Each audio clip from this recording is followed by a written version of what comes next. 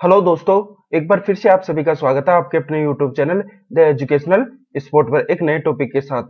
आज का हमारा टॉपिक है ऑपरेटिंग सिस्टम क्या है। What is operating system? Operating system एक सिस्टम सॉफ्टवेयर होता है जो यूजर और हार्डवेयर के बीच में एक कड़ी होता है। ऑपरेटिंग सिस्टम यूजर और हार्डवेयर के बीच में, यूजर और एप्लीकेशन सॉफ्टवेयर के बीच में इंटरफेस प्रदान करता है। यानी ऑपरेटिंग सिस्टम ही हमारी एप्लीकेशन सॉफ्टवेयर को रन करने में मदद करता है। ऑपरेटिंग सिस्टम ही सीपीयू को बताता है कि उसे क्या करना है। वीडियो को पूरा देखना दोस्तों। वीडियो में ऑपरेटिंग सिस्टम से संबंधित हर एक पॉइंट को कवर किया गया है। तो आज के इस वीडियो में हम पढ़ेंगे ऑपरेटिंग सिस्टम क्या है, ऑपरेटिंग सिस्टम के विभिन्न घटक, ऑपरेटिंग सिस्टम के मुख्य कार्य, ऑपरेटिंग सिस्टम कितने प्रकार के होते हैं और प्रमुख ऑपरेटिंग सिस्टम कौन कौन से होते हैं। वीडियो को पूरा देखना दोस्तों और सपोर्ट करना। जितना डिटेल में मैं आपको पढ़ा रहा हूँ ना, उतना डिटेल में आपको यूट्यूब पर कोई वीडियो नहीं मिलेगा। चाहे एक वीडियो, चाहे दो वीडियो, चाहे 5 वीडियो, चाहे 10 वीडियो देख लेना। अब एग्जांपल दूं आपको, जब आउटपुट डिवाइस को हमने पढ़ा था तो आउटपुट डिवाइस में मैंने प्रिंटर के हर प्रकार पढ़ाए थे, आपको मॉनिटर के हर प्रकार पढ़ाए थे। तो इतना डिटेल में आपको यूट्यूब पर कोई वीडियो नहीं मिलेगा। तो रिक्वेस्ट है, सपोर्ट करिए। तो चलिए आगे बढ़ते हैं वीडियो में आगे बढ़ने से पहले रिक्वेस्ट है कि यदि आप YouTube चैनल पर नए हो तो चैनल को सब्सक्राइब करें और वीडियो को ज्यादा से ज्यादा शेयर करें। चलिए शुरू करते हैं वीडियो को। सबसे पहले हम बात करते हैं ऑपरेटिंग सिस्टम क्या है। हम पढ़ चुके हैं कि कंप्यूटर के दो घटक होते हैं, हार्डवेयर और सॉफ्टवेयर। कंप्यूटर के वे घटक जिन्हें हम देख सकते हैं, प्रयोग कर सकते हैं, लेकिन छू नहीं सकते, वे सॉफ्टवेयर कहलाते हैं। और सॉफ्टवेयर 3 प्रकार के होते हैं, सिस्टम सॉफ्टवेयर, एप्लीकेशन सॉफ्टवेयर और यूटिलिटी सॉफ्टवेयर। वे सॉफ्टवेयर जो कंप्यूटर की सभी हार्डवेयर डिवाइस को कंट्रोल करते हैं और यूजर और हार्डवेयर के बीच में इंटरफेस प्रदान करते हैं, वे सिस्टम सॉफ्टवेयर कहलाते हैं। और ऑपरेटिंग सिस्टम सिस्टम सॉफ्टवेयर का ही एक भाग है जो कंप्यूटर की सभी हार्डवेयर डिवाइस को कंट्रोल करता है, जो यूजर और हार्डवेयर के बीच में, यूजर और एप्लीकेशन सॉफ्टवेयर के बीच में इंटरफेस प्रदान करता है, जो सीपीयू को बताता है कि उसे क्या करना है। ऑपरेटिंग सिस्टम एक सिस्टम सॉफ्टवेयर है जो कंप्यूटर यूजर और कंप्यूटर हार्डवेयर के बीच में, एप्लीकेशन सॉफ्टवेयर और कंप्यूटर हार्डवेयर के विभिन्न भागों के बीच में एक इंटरफेस प्रदान करता है। यानी ऑपरेटिंग सिस्टम ही यूजर और हार्डवेयर के बीच में और एप्लीकेशन सॉफ्टवेयर और कंप्यूटर हार्डवेयर के बीच में इंटरफेस प्रदान करता है। अगर कंप्यूटर में ऑपरेटिंग सिस्टम नहीं होगा तो हम अन्य प्रोग्राम को, अन्य एप्लीकेशंस को कंप्यूटर में चला ही नहीं पाएंगे, हम हार्डवेयर को कंट्रोल नहीं कर पाएंगे। तो ऑपरेटिंग सिस्टम ही हार्डवेयर को कंट्रोल करता है और यूजर और हार्डवेयर के बीच में इंटरफेस प्रदान करता है। ऑपरेटिंग सिस्टम कंप्यूटर के सभी संसाधनों का प्रबंधन यानी रिसोर्स मैनेजमेंट करता है। जैसे कि रिसोर्सेज यानी इनपुट डिवाइस है, आउटपुट डिवाइस है, मेमोरी है, तो इन सभी का मैनेजमेंट कौन करता है? Operating system.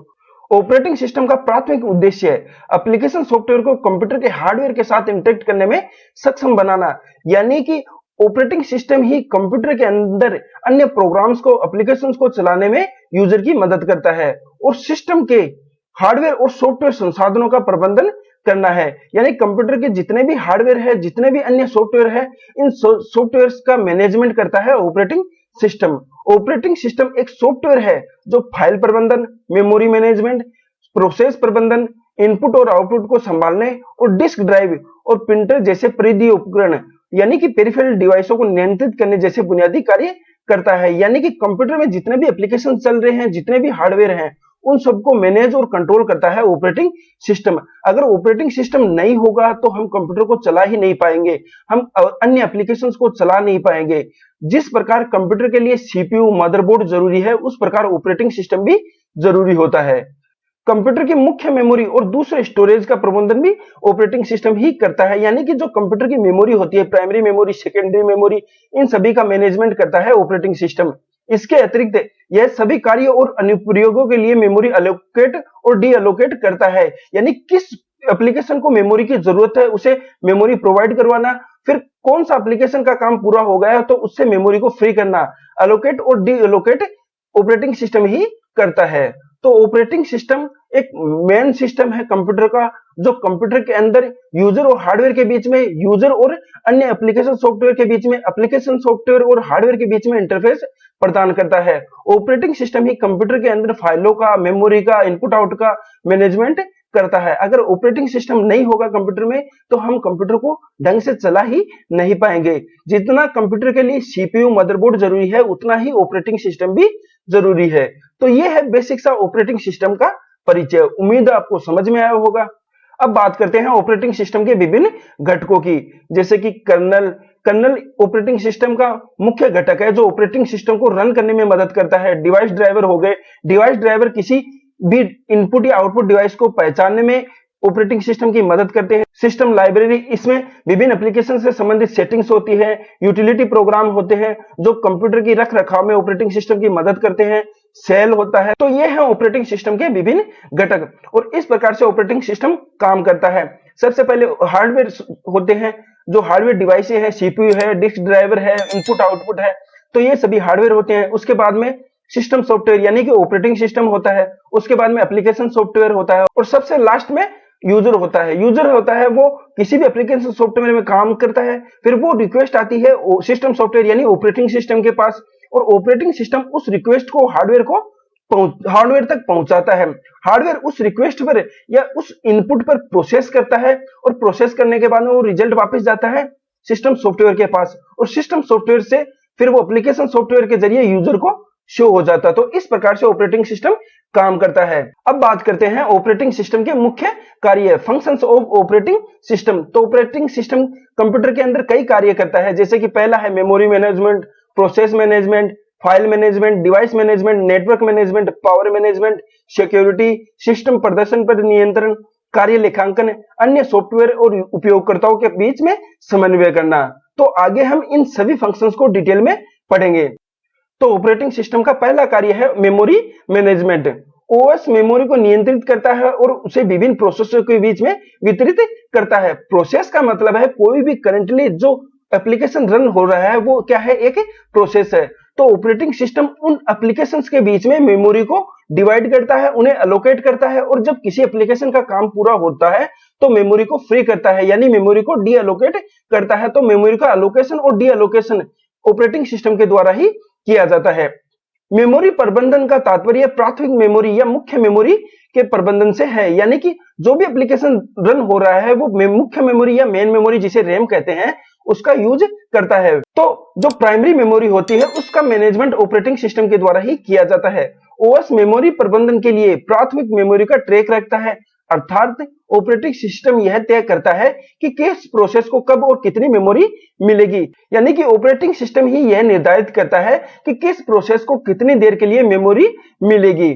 Operating system memory को एलोकेट और डी एलोकेट करता है, यानी कि जो भी प्रोसेस रन हो रही है उसे मेमोरी को प्रोवाइड करवाता है और जब उस प्रोसेस का काम पूरा हो जाता है तो मेमोरी को फ्री करता है। तो यानी कि मेमोरी को एलोकेट और डी एलोकेट का काम ऑपरेटिंग सिस्टम ही करता है। तो ऑपरेटिंग सिस्टम का पहला कार्य है मेमोरी मैनेजमेंट। फिर दूसरा है प्रोसेस मैनेजमेंट। प्रोसेस का मतलब है कि कोई भी जो करंटली एप्लीकेशन रन हो रहा है तो वो एक प्रोसेस है।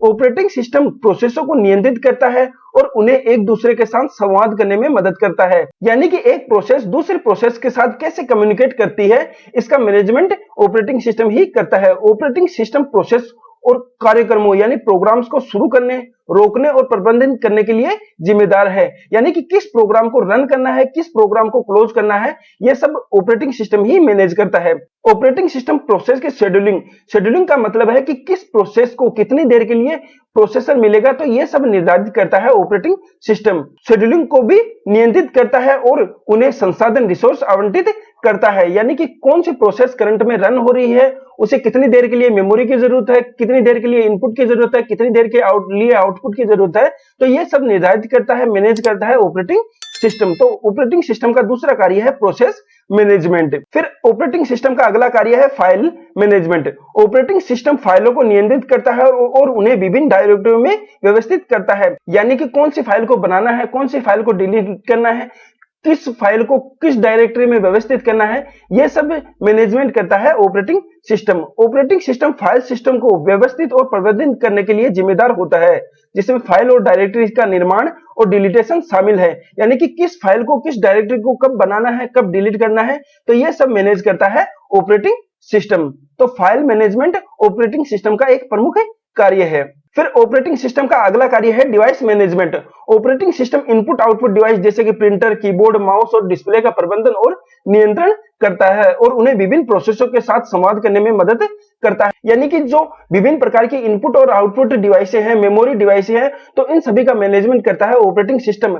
और किस प्रोसेस को कितनी देर के लिए इनपुट मेमोरी या आउटपुट डिवाइस की जरूरत है, ये इन सभी का मैनेजमेंट भी ऑपरेटिंग सिस्टम ही करता है। ऑपरेटिंग सिस्टम कंप्यूटर पर चलने वाले विभिन्न प्रोग्रामों और प्रक्रियाओं को के बीच मेमोरी, सीपीयू, समय और अन्य हार्डवेयर संसाधनों का प्रबंधन और आवंटन करता है। यानी कि जो भी प्रोसेस रन हो रही है, तो किस प्रोसेस को कितनी देर के लिए मेमोरी की जरूरत है, कितनी देर के लिए सीपीयू की जरूरत है, इन सभी का मैनेजमेंट भी ऑपरेटिंग सिस्टम ही करता है। ऑपरेटिंग सिस्टम अपने संबंधित ड्राइवरों के माध्यम से डिवाइस संचार का प्रबंधन करता है।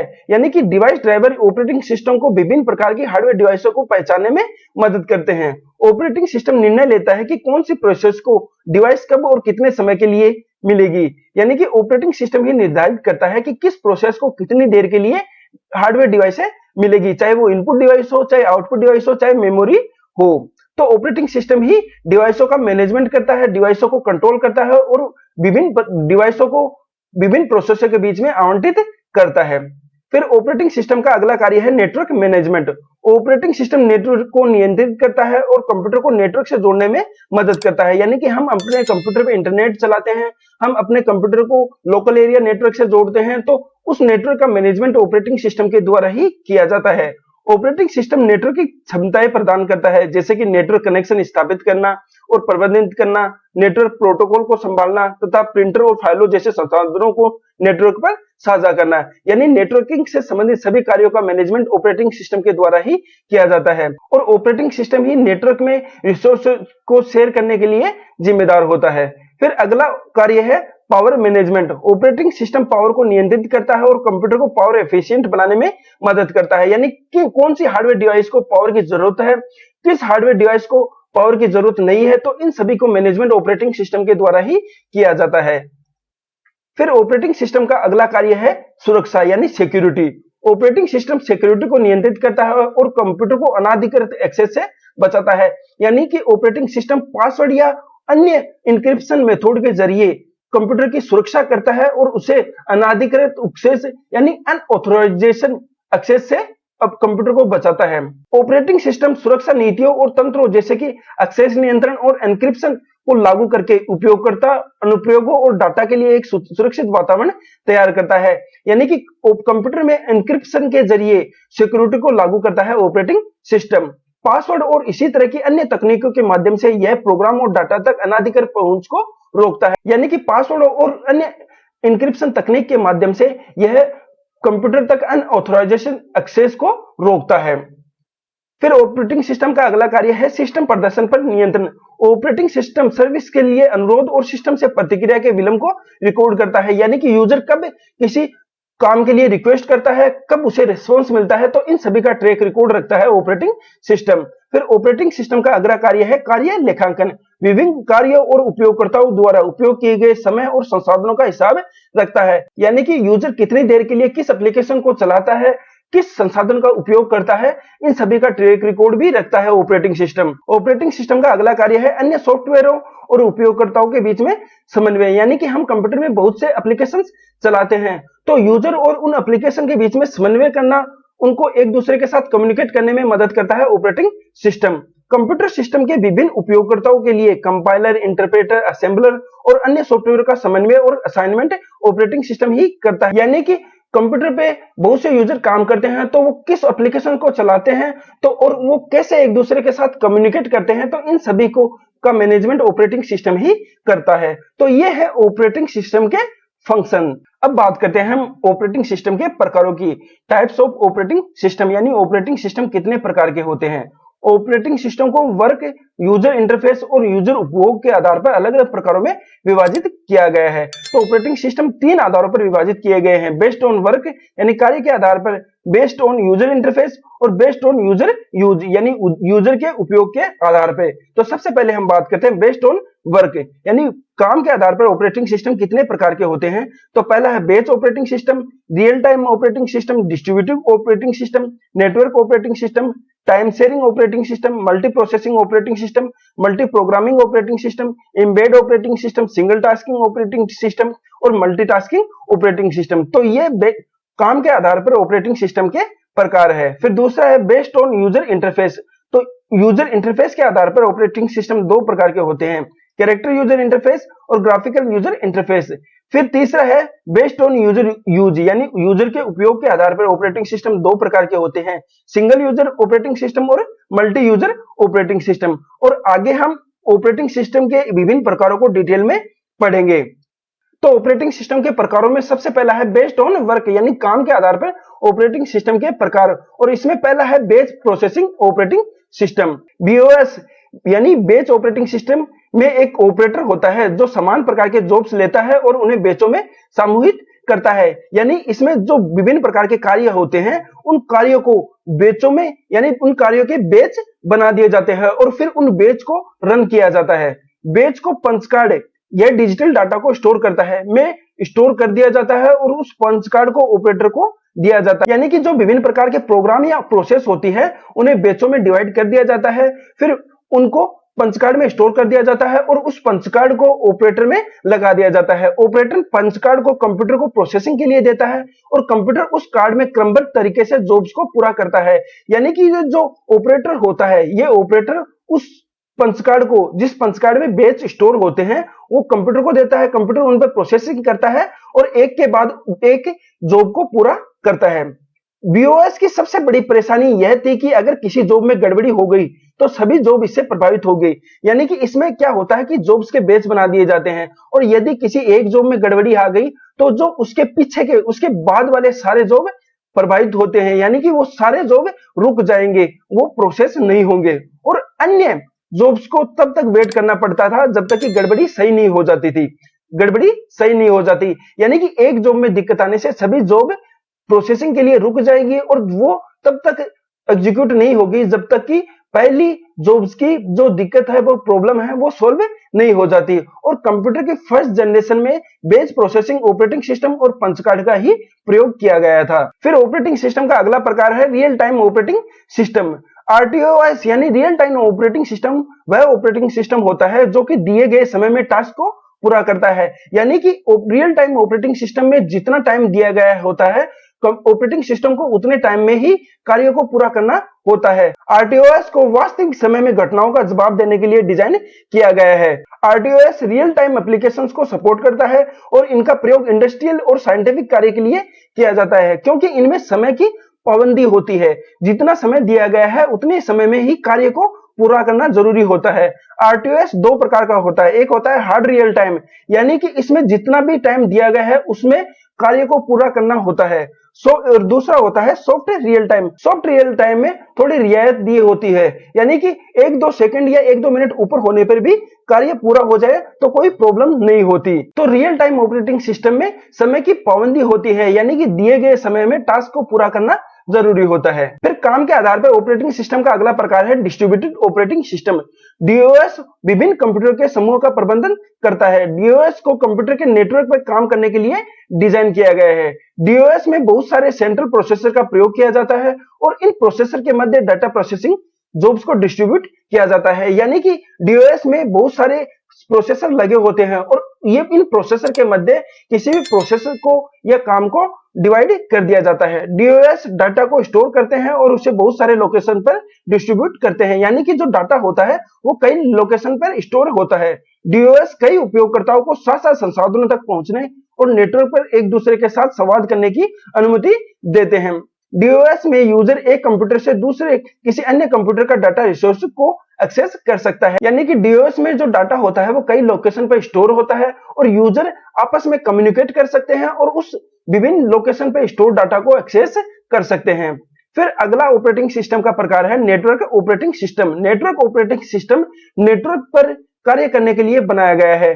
एनओएस सर्वर पर चलता है और डाटा उपयोगकर्ताओं, समूहों, सुरक्षा अनुप्रयोगों और अन्य नेटवर्क कार्यों को प्रबंधित करने की क्षमता प्रदान करता है। यानी कि नेटवर्क ऑपरेटिंग सिस्टम का प्रयोग कंप्यूटर नेटवर्क के अंदर जो सर्वर होता लगा होता है उस सर्वर के अंदर किया जाता है और वो सर्वर ही यूजर की विभिन्न रिक्वेस्ट को फुलफिल करता है। एनओएस का मुख्य उद्देश्य लेन में बहुत सारे कंप्यूटर के मध्य फाइल शेयर करना, एप्लीकेशन शेयर करना, डाटाबेस शेयर करना, प्रिंटर शेयर करना तथा सिक्योरिटी उपलब्ध कराना है। यानी कि नेटवर्क ऑपरेटिंग सिस्टम क्या है, ये नेटवर्क में सर्वर पे इंस्टॉल होता है और ये ऑपरेटिंग सिस्टम ही क्या होता है, विभिन्न कंप्यूटर के मध्य फाइलों को शेयर करता है, एप्लीकेशन को शेयर करता है, डाटाबेस को शेयर करता है, हार्डवेयर डिवाइसों को शेयर करने के लिए जिम्मेदार होता है।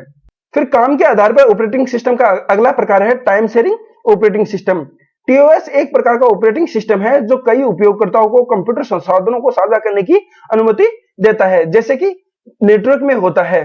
तो टाइम शेयरिंग ऑपरेटिंग सिस्टम में विभिन्न यूजर्स के बीच में रिसोर्सेज को शेयर किया जाता है और इससे रिसोर्सेज का अधिकतम उपयोग होता है, यानी कि एक ही रिसोर्स को बहुत सारे यूजर उपयोग कर सकते हैं। फिर काम के आधार पर ऑपरेटिंग सिस्टम का अगला प्रकार है multi processing operating system. MPOS operating system में एक ही कंप्यूटर सिस्टम के भीतर कई सीपीयू एक साथ जुड़े होते हैं ताकि किसी कार्य को विभाजित किया जा सके और अधिक तेजी से एग्जीक्यूट किया जा सके। यानी कि मल्टी प्रोसेसिंग ऑपरेटिंग सिस्टम में एक ही कंप्यूटर पे कई सीपीयू लगे होते हैं और जो भी कार्य होता है उसे डिवाइड कर दिया जाता है और फिर बहुत सारे सीपीयू उस डिवाइड किए गए कार्य को एक साथ एग्जीक्यूट करते हैं। इससे जो कार्य होता है वो बहुत तेजी से एग्जीक्यूट होता है, बहुत तेजी से कंप्लीट होता है। मल्टी प्रोसेसिंग ऑपरेटिंग सिस्टम का मुख्य उद्देश्य सिस्टम के कार्य करने की क्षमता और स्पीड को बढ़ाना होता है। इसमें क्या होता है, बहुत सारे सीपीयू लगे होते हैं और वो तेजी से कार्य को करते हैं, तो इससे कंप्यूटर की जो स्पीड होती है वो बहुत तेज हो जाती है। मल्टी प्रोसेसिंग ऑपरेटिंग सिस्टम दो प्रकार का होता है, symmetrical multi processing operating system और एसिमेट्रिक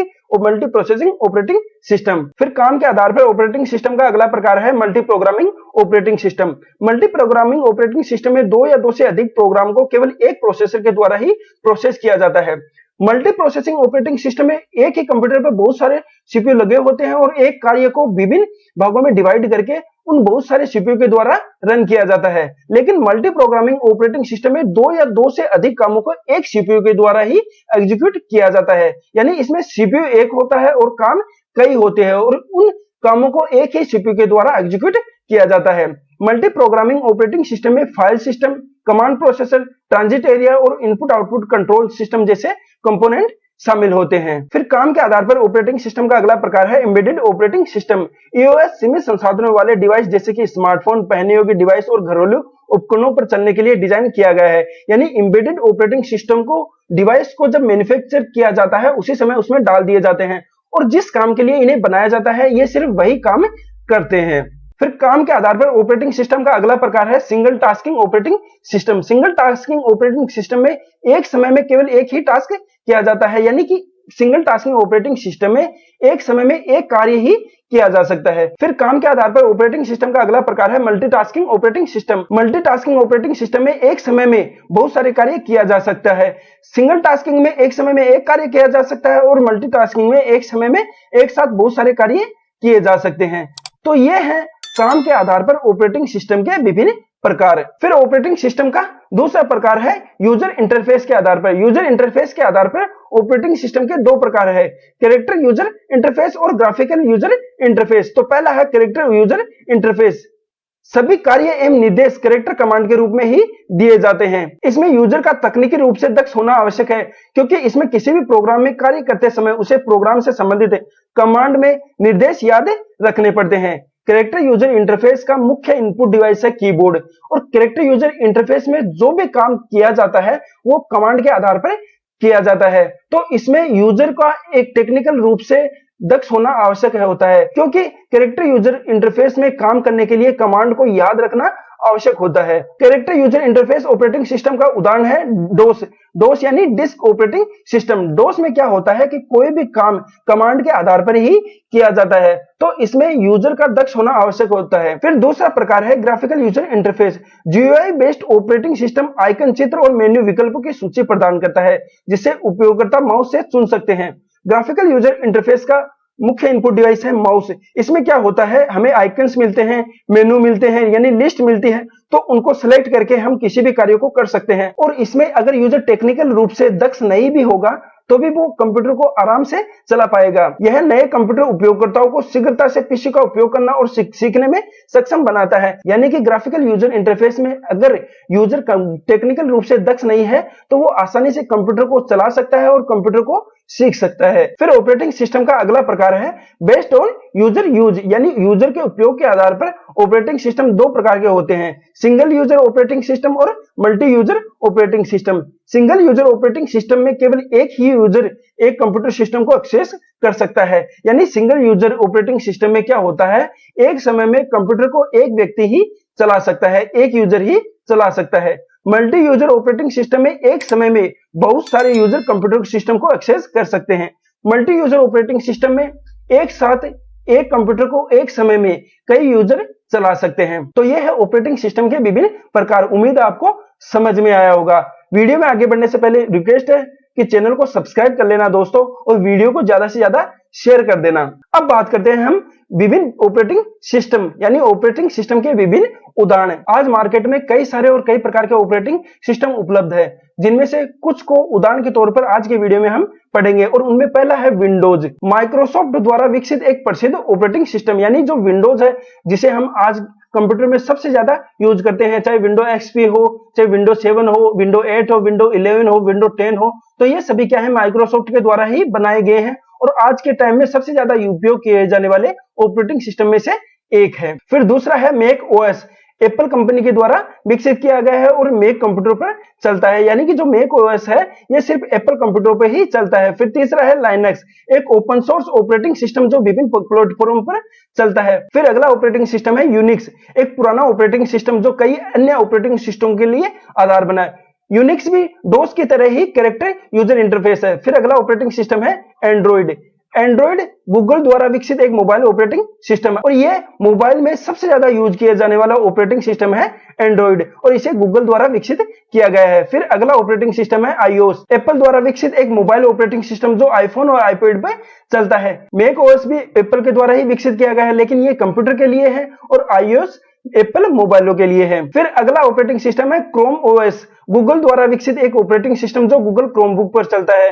फिर अगला है फ्री बीएसडी, एक ओपन सोर्स ऑपरेटिंग सिस्टम जो यूनिक्स के आधार पर बनाया गया है। फिर अगला है ओपन बीएसडी, एक ओपन सोर्स ऑपरेटिंग सिस्टम जो यूनिक्स के आधार पर ही बनाया गया है। फिर अगला ऑपरेटिंग सिस्टम है नेट बीएसडी, एक ओपन सोर्स ऑपरेटिंग सिस्टम जो यूनिक्स के आधार पर बनाया गया है। तो ये है ऑपरेटिंग सिस्टम के कुछ उदाहरण। आज कंप्यूटर में सबसे ज्यादा उपयोग किया जाने वाला ऑपरेटिंग सिस्टम है विंडोज और मोबाइल में सबसे ज्यादा उपयोग किया जाने वाला ऑपरेटिंग सिस्टम है एंड्रॉइड। इसी के साथ ऑपरेटिंग सिस्टम का हमारा जो टॉपिक है वो समाप्त होता है। तो आज के वीडियो में हमने पढ़ा ऑपरेटिंग सिस्टम क्या है, ऑपरेटिंग सिस्टम के विभिन्न घटक, ऑपरेटिंग सिस्टम के कार्य, ऑपरेटिंग सिस्टम के विभिन्न प्रकार और ऑपरेटिंग सिस्टम के विभिन्न उदाहरण। उम्मीद है वीडियो आपको पसंद आया होगा। वीडियो आपको कैसा लगा कमेंट करके जरूर बताइएगा।